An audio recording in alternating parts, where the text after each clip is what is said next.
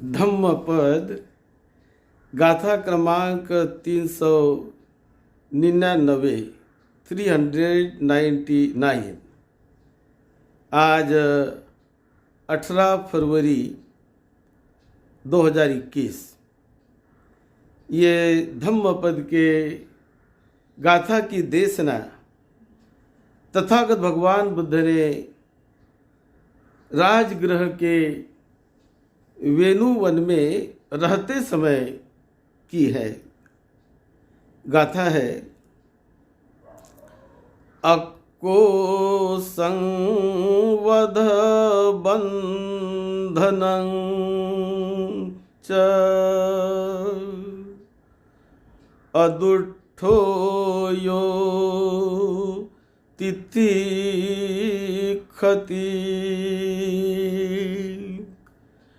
खन्ति बलं बलानिकं तमहं ब्रूमि ब्राह्मणं ति। तथागत भगवान बुद्ध साधना हेतु राजगृह के वेणुवन में विहार कर रहते थे। उस समय आक्रोशक भारद्वाज नाम के ब्राह्मण को उद्देश्य करके ये गाथा की देशना तथागत बुद्ध ने भिक्षु संघ को वेणुवन में ये देशना तथागत बुद्ध ने दी है। वो ब्राह्मण का जो भाई था, वो ब्राह्मण के भाई की पत्नी जो श्रोतापन्न अवस्था पाने तक पहुंच गई थी, श्रोतापन्न अवस्था को वो अभ्यास द्वारा जान रही थी, समझ रही थी, और वो इतनी श्रद्धावान थी बुद्ध के प्रति, वो ब्राह्मण के भाई की पत्नी।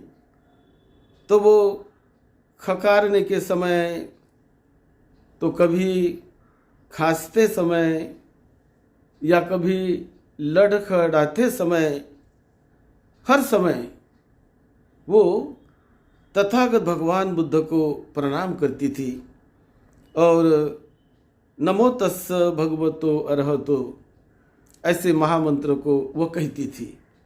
जब भी वो खांसती थी, खकारने का समय कभी कहती, तो कभी भी वो ऐसा कहती रहती थी। अब एक बार उन्होंने इस ब्राह्मण को खाना परोस दिया और किसी चीज़ को वो लड़खड़ा गई, और लड़खड़ाते समय उन्होंने नमो तस्स भगवतो अरहतो सम्मा संबुद्धस्स इस मंत्र का घोष किया। और ये ब्राह्मण भोजन कर रहा था। तो जब उसने इस घोष को सुना कि लड़खड़ाते समय भी ये महामंत्र को, बुद्ध मंत्र को कह रही है, तो ये सुनकर वो बहुत ही क्रोधित हो गया, बहुत उबला गया। वो कहने लगा कि ये वृषली, ये नीच जाति की हमेशा हर कभी वक्त ये बुद्ध मंत्र को कहती है और उनको स्मरण करती है। ऐसा कह के उन्होंने बुद्ध को कुछ गाली गलौज भी देकर, मतलब उन्होंने कहा कि ये ऐसा कहती है तो ये ठीक नहीं, मैं जाकर देखूंगा कौन है वो, मैं उनसे जाकर शास्त्रार्थ करूंगा और उसे मैं बुद्ध को जाकर हराऊंगा। क्या सिखाते हो, क्या है उनमें? तो इस प्रकार की वो बात करके बड़ा क्रोध विभूल हो गया और कहने लगा कि मैं जाऊंगा।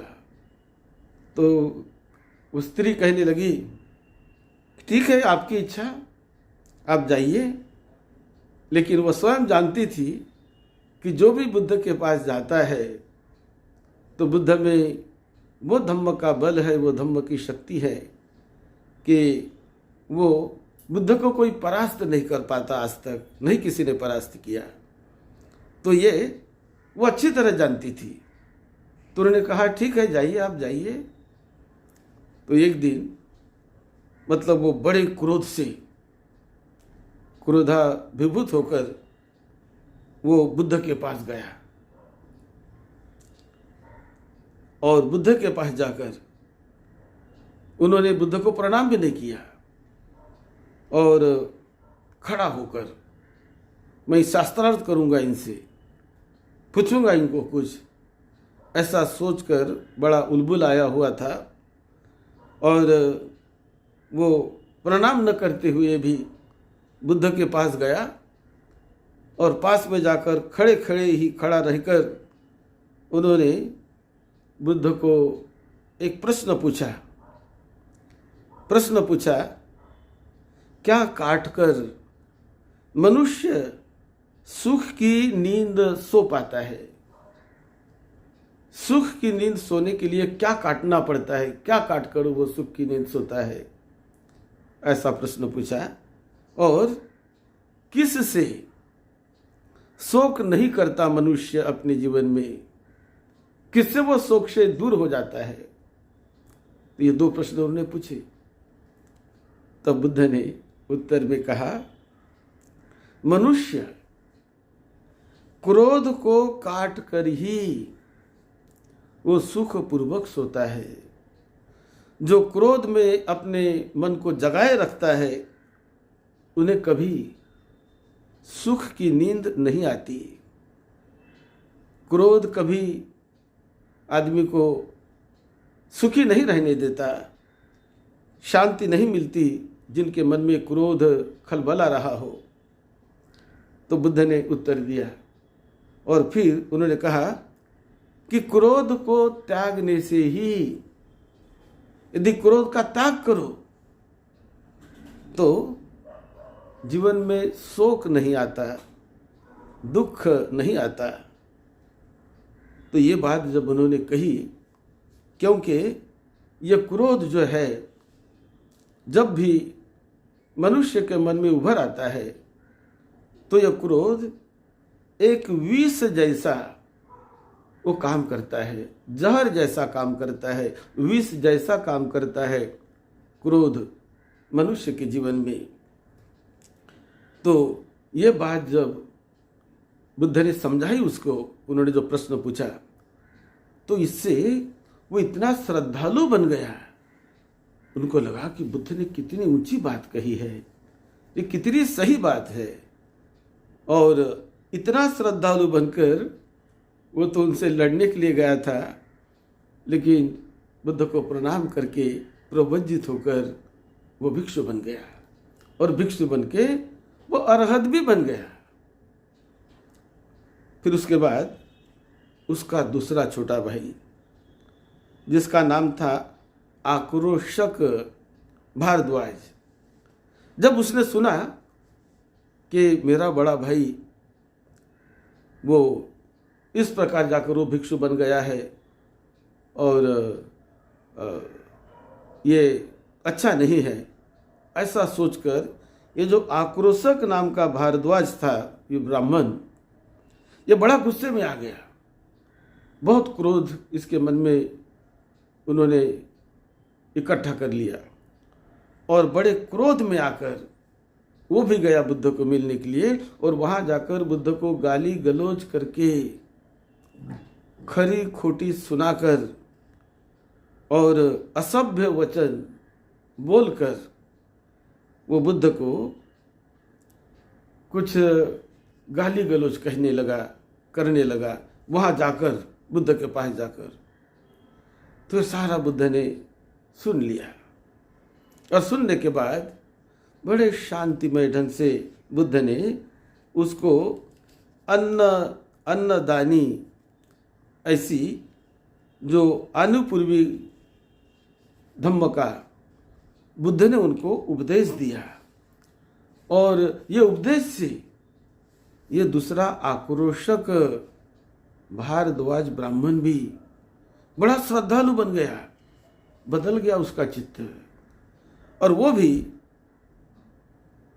बुद्ध का शिष्य बना। प्रव्रजली वो भी भिक्षु बन गया और उन्होंने भी अरहत पद को पा लिया। उसके बाद जो उसका तीसरा भाई छोटा सुंदरीक भारद्वाज और चौथा भाई था विलंगिक भारद्वाज, ये दोनों भी बड़े क्रोधित हुए और वो भी बुद्ध के पास गए। और जब बुद्ध के पास जाकर बुद्ध ने जब उनको भी सुन लिया और उन्हें भी बुद्ध ने उनके अनुसार जब धम्म सुनाया, तो ये धम्म सुनकर वे दोनों भाई भी सुंदरीक भारद्वाज और विलंगक भारद्वाज, ये दोनों बड़े प्रभावित हो गए और प्रभावित होकर वो दोनों भी भिक्षु बन गए, वो भी प्रवृत्त हो गए। तो चारों भाई भिक्षु बन गए और उन्होंने अरहत फल को पा भी लिया। तो ये सारी बात भिक्षु संघ में एक चर्चा का विषय बन गई। जब भिक्षु धम्म सभा में बैठे और बैठे बैठे जब भिक्षु ने चर्चा शुरू कर दी, तो भिक्षु कहने लगे, आयुष्मानो देखो तो भगवान बुद्ध के गुण कितने अद्भुत है। ये चारों भाई बड़े क्रोध बबूले होकर, बड़े क्रोध में आकर गाली गलौज करके, कटु वचन से बुद्ध को बोलकर भी क्रोध करते हुए ये आए बुद्ध के पास। और बुद्ध के पास आकर बुद्ध ने इतना शांतिपूर्वक उनको उपदेश दिया कि वो सुनकर ये चारों भाई बदल गए। चारों भाई ने फल को प्राप्त कर लिया। देखो ये बुद्ध का कितना अनोखा, कितना अद्भुत गुण है। इस प्रकार की चर्चा जब भिक्षु संघ में होने लगी, तो ये चर्चा बुद्ध के पास आ गई। बुद्ध को भी उनका पता चल गया। तब बुद्ध ने संघ को बताया, भिक्षुओं को बताया कि भिक्षुओं, मैं अपने आप में अत्यधिक शांति बल से युक्त होने के कारण, मैं वो शांति की शक्ति मेरे पास है, वो शक्ति मेरे पास होने के कारण दुर्जनों पर मैं कभी द्वेष नहीं करता। वो द्वेष करने की वृत्ति खत्म हो चुकी है। मैं दुर्जनों पर द्वेष नहीं करता, क्रोध नहीं करता, और उससे आर्यजनों की प्रतिष्ठा ही बढ़ती है, उससे नुकसान नहीं होता।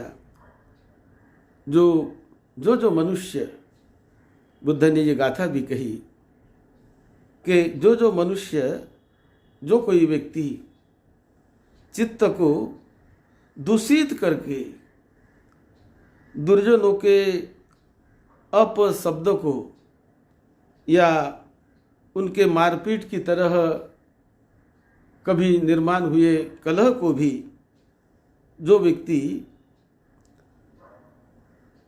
उस पर क्रोध नहीं करता, कोई बंधन विकार का, क्रोध का उनको बांध नहीं पाता, बांध नहीं सकता, ऐसा जो चित्त है वो बड़ा बलशाली चित्त होता है। ये जो क्षमा का बल, ये बहुत बड़ी शक्ति है चित्त की। ये क्षमा करना, शांति का बल, ये बहुत बड़ा बल है चित्त का। क्षमा और शांति ये चित्त के एक गुण है, एक बल है इस चित्त का। कि जो बल दुश्मनी से बचाता है, झगड़े फिसाद से बचाता है, लड़ाई झगड़े से बचाता है, और ऐसा बलधारी कोई व्यक्ति ऐसे कठिन प्रसंगों पर ये क्षमा और शांति, इन्हें युद्ध में लड़ते हुए सेना की तरह वो उसका इस्तेमाल करता है कि उनकी दूसरी कोई सेना नहीं, शांति और क्षमा यही उसका बल है, यही उसकी सेना की तरह है। ऐसा जो व्यक्ति करता है वो तो मुक्त पुरुष, उसे ही मैं ब्राह्मण कहता हूँ कि जो क्षमा और शांति को इतने ऊंचाई तक धारण करके अपने चित्त को हमेशा अक्रुद्ध रखता है, क्रोधित नहीं होने देता, उसे मैं ब्राह्मण कहता हूँ। हर अवस्था पर अपने चित्त की रक्षा करके उसे निर्मल और क्षमायुक्त तथा क्रोध से मुक्त करने का प्रयास करना, ये बहुत बड़ा गुण है। और ये गुण को जो धारण करता है उन्हें मैं श्रमण कहता हूँ, उन्हें मैं ब्राह्मण कहता हूँ। वही ब्राह्मण, वही फल पाने वाला है। इस प्रकार की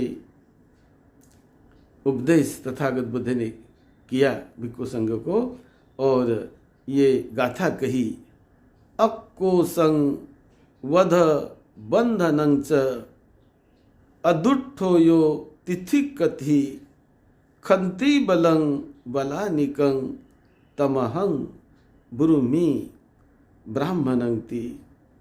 यानी जो अपने मन को अक्रोध में प्रतिष्ठित करता है, क्रोध नहीं करता, और जो क्षमा और शांति को अपने बल अपने चित्त की शक्ति बनाता है, अपने चित्त में उसे निर्माण करता है, उसे ही मैं ब्राह्मण कहता हूँ, उसे ही मैं फल पाने वाला कहता हूँ। ऐसा उपदेश तथागत बुद्ध ने इस ब्राह्मण वर्ग की इस गाथा में किया। और ये गाथा सुनकर ये चारों भाई तो अरहत हो ही चुके थे, लेकिन ये गाथा सुनकर बहुत सारे साधक सुरतापन्न फल को पा गए, बहुत सारों का कल्याण हो गया, बहुत साधकों ने अपना मंगल किया। तो ये गाथा इस घटना के साथ जुड़ी हुई है। आप सबको सुख शांति मिले, आप सबको निरोगत्व मिले, आप सबका मंगल हो, आपके परिवार के छोटे बड़े सभी को सुख शांति मिले, सबका मंगल हो।